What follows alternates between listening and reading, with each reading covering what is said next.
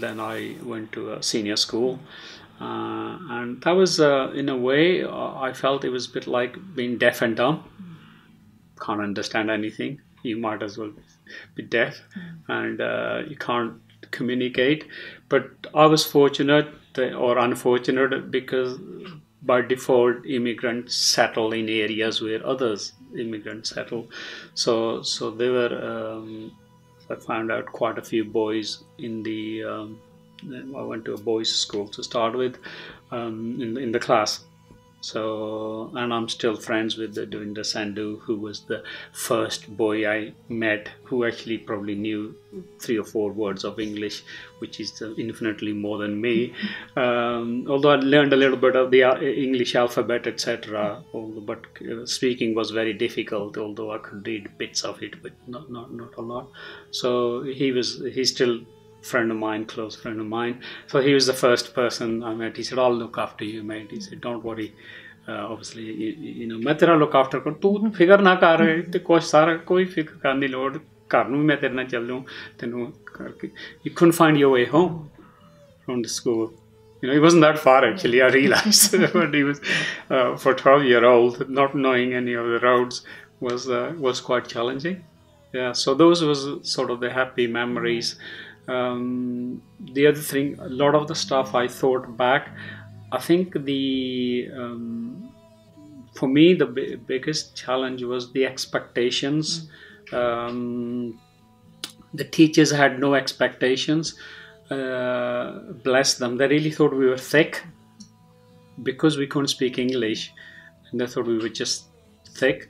And I think I got into more trouble than the others, mainly because I wasn't challenged intellectually, and I was very good at maths. And then the teacher started thinking, "You can't be that bloody stupid because he does really well in maths." And I realized then I was good at physics, that is related to engineering drawing, that's related to not necessarily having full command of the English language. So that was, but the teachers had no expectations of us, to be honest. If you got an apprenticeship, you were a great achiever. By the way, almost every boy got apprenticeship in the 60s, late 60s, early 70s. For me, so that was, and I think I was groundbreaking. I got 3 O levels at my school. First kid to get O levels in maths, physics, and engineering drawing. Again, I still remember Fred Thompson, the deputy head. I said I would like to do O level English. Because we all did CSEs at secondary school those days, the certificate of secondary education. And I still remember to this day, he said to me, "None of the white boys are doing O-level English. How can I let a brown boy do it?" That's what he said to me in 1969. And I said, "Well, you know, I think it would be good if I can get O-level English, because I'm getting, doing 3 O-levels. So 4 would be, those days 4 or 5 was actually was the breaker." And he wouldn't let me do it.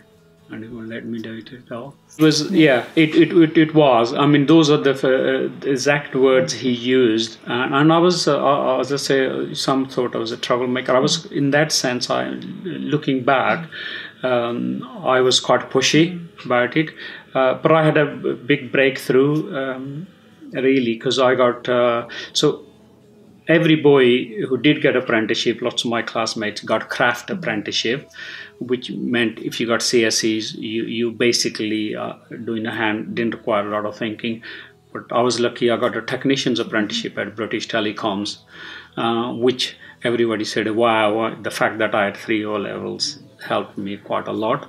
So getting apprenticeship at British Telecom, and again I remember, there were probably 100 apprentices at British Telecom in Birmingham, and there was, I think, 2 Asian boys and 1 black boy, and the other 97 were all white.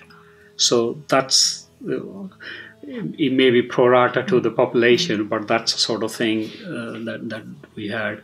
And we started doing apprenticeships, studying day release to do our technician certificate, etc.